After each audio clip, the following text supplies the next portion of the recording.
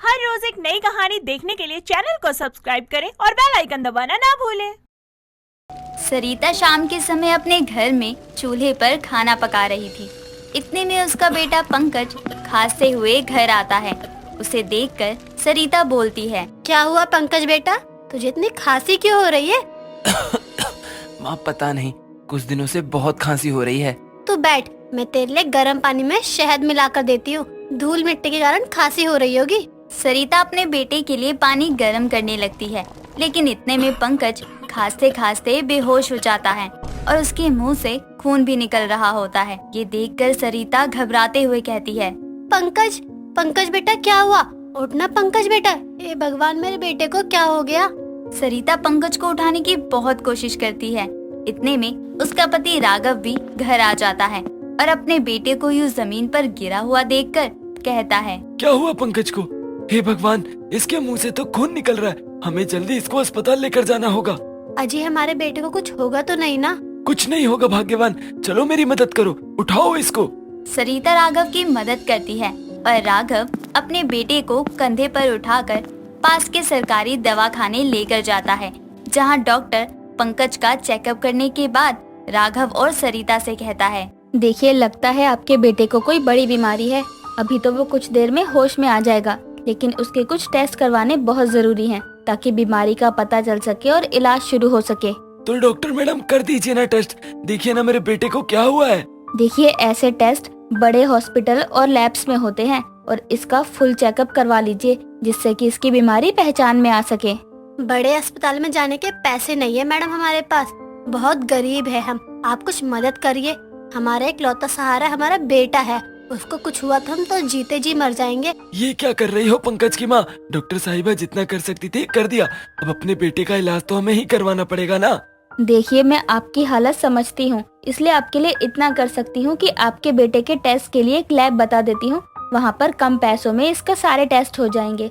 लेकिन टेस्ट में कोई बड़ी बीमारी निकलती है तो उसके इलाज के लिए आपको पैसे तो जुटाने ही पड़ेंगे। जी आपका बहुत बहुत धन्यवाद डॉक्टर साहिबा। डॉक्टर राघव को लैब का एड्रेस बताकर कुछ देर में पंकज के साथ घर भेज देते हैं और अगले दिन राघव और पंकज उस लैब में जाकर पंकज का पूरा चेकअप करवा कर घर आते हैं, जहां सरिता उनसे बोलती है, हो गया चेकअप? क्या कहा? कुछ घबराने की बात तो नहीं है ना? माँ, रिपोर्ट 24 घंटे बाद आती है और वो लोग रिपोर्ट सीधा अपने पास के सरकारी अस्पताल भेज देंगे। अच्छा, हे भगवान, सब ठीक हो। चलो बिटवा, तुम आराम करो, हम तुम्हारे लिए खाना बना देते हैं। अच्छा। सरिता पंकज को खाना बनाकर परोसती है, लेकिन उसके और राघव के दिमाग में अपने बेटे के टेस्ट रिजल्ट की चिंताएं चल रही थी। अगले दिन पंकज को उसके कॉलेज पढ़ने भेजकर राघव अस्पताल रिपोर्ट का पता करने जाता है, जहां डॉक्टर साहिबा उसको उसके बेटे की रिपोर्ट का रिजल्ट बताते हुए कहती है, देखिए, ये सब आपके लिए समझना मुश्किल होगा, लेकिन ध्यान से समझिएगा। आपके बेटे को कैंसर है, 2nd स्टेज का। इसका इलाज जल्द से जल्द शुरू करना होगा, वरना क्या डॉक्टर साहिबा? वरना आपके बेटे की जान बच नहीं पाएगी। 1 साल के अंदर अंदर उसका कैंसर बढ़ जाएगा और वो। बस मैडम, आगे मत बोलिए। अपने कानों से अपने बेटे की इतनी बड़ी बीमारी के बारे में मैं नहीं सुन सकता।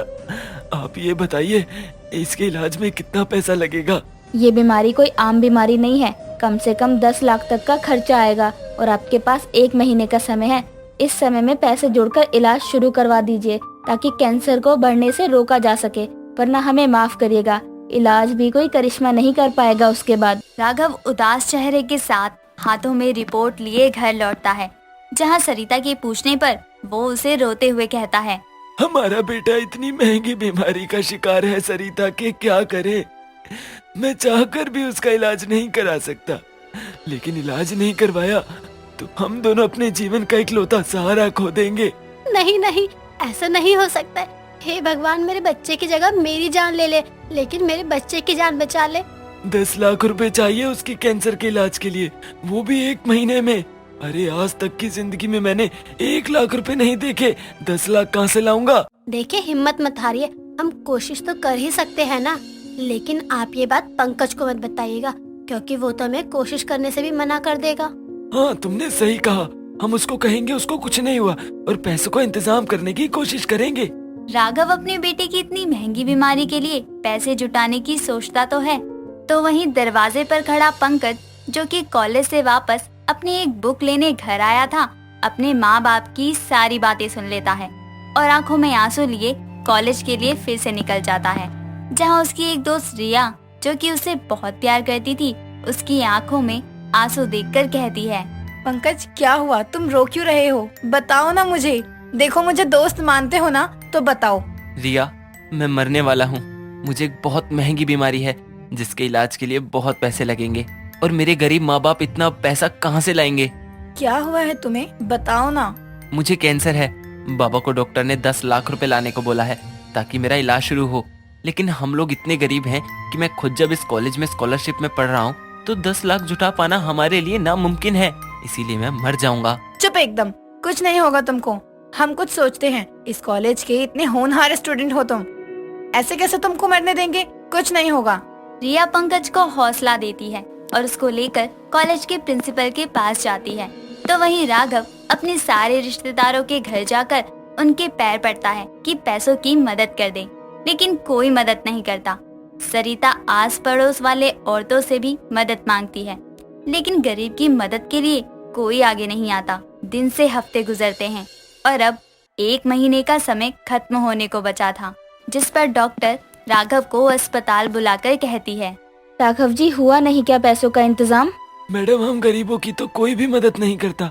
इतनी महंगी बीमारी से मेरा बेटा कैसे लड़ेगा? क्या करूं, कुछ समझ नहीं आ रहा। देखिए, पंकज एक बहुत अच्छा लड़का है। मैं खुद नहीं चाहती कि उसकी जिंदगी ऐसे खत्म हो, इसलिए मैं आपके लिए 2 लाख की मदद कर सकती हूँ। बाकी आप जल्दी से जल्दी बाकी के पैसे जुटा ही लीजिए। आपका बहुत बहुत धन्यवाद मैडम, बहुत बहुत धन्यवाद। राघव अब हर जगह से हार कर अपने घर को गिरवी रख देता है, जिससे उसको ज्यादा नहीं तो 2 लाख रुपए मिल ही जाते हैं। अब भी 6 लाख रुपए कम थे।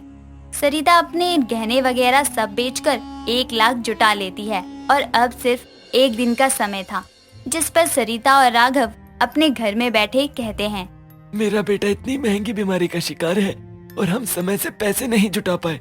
वो चला गया तो हम जीकर क्या करेंगे? मैं अपनी आंखों से अपने बेटे की मौत नहीं देख सकता, इसीलिए मैं अभी ही खुद को खत्म कर लूंगा। ये क्या कह रहे हैं आप? राघव चाकू उठाकर खुद को मारने लगता है। इतने में वहाँ पंकज और रिया आ जाते हैं और पंकज अपने बाबा को रोकते हुए कहता है, बाबा, आप पागल हो गए हैं।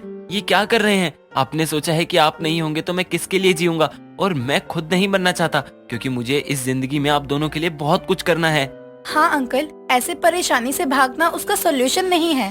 तुझे पता है तेरी बीमारी के बारे में? हे भगवान, बेटा मुझे माफ कर दे। तेरा ये बाबा तेरे लिए कुछ नहीं कर पाया। 10 लाख रुपए में मैं बस 5 लाख ही जोड़ पाया। बाकी के पैसे हमने जोड़ लिए हैं अंकल। क्या? हाँ बाबा, रिया ने प्रिंसिपल को मेरी बीमारी के बारे में बताया तो उन्होंने मेरे लिए कॉलेज में डोनेशन कैंप लगवाया। सभी बच्चों ने उस दिन से आज तक थोड़े थोड़े पैसे डोनेट किए, जिसके कारण हमारे पास 5.5 लाख रुपए जुड़ गए। हे भगवान, तेरा लाख लाख शुक्र है। बेटा तेरे कॉलेज के सारे बच्चों को मैं खुद जाकर धन्यवाद दूंगा। अंकल, उससे पहले चलिए हॉस्पिटल चलते हैं। सारे पैसे लेकर राघव सरिता, पंकज और रिया के साथ डॉक्टर साहिबा से मिलने जाते हैं और वो उनको अपनी जान पहचान के एक अच्छे प्राइवेट हॉस्पिटल में लेकर जाती है, जहां पंकज का इलाज शुरू होता है। और पूरे इलाज के बाद पंकज कैंसर जैसी बड़ी और महंगी बीमारी से लड़के बिल्कुल ठीक होकर अपने घर लौट आता है, जिसके बाद राघव अपने बेटे के कॉलेज जाकर सभी बच्चों का धन्यवाद करता है। साथ ही डॉक्टर साहिबा का भी धन्यवाद करता है, जिन्होंने गरीबों की मदद के लिए पैसे दिए। दोस्तों, अगर आपको ये कहानी पसंद आई तो इसे लाइक करें, शेयर करें और कमेंट करके बताएं कि कहानी में आपको सबसे अच्छा क्या लगा।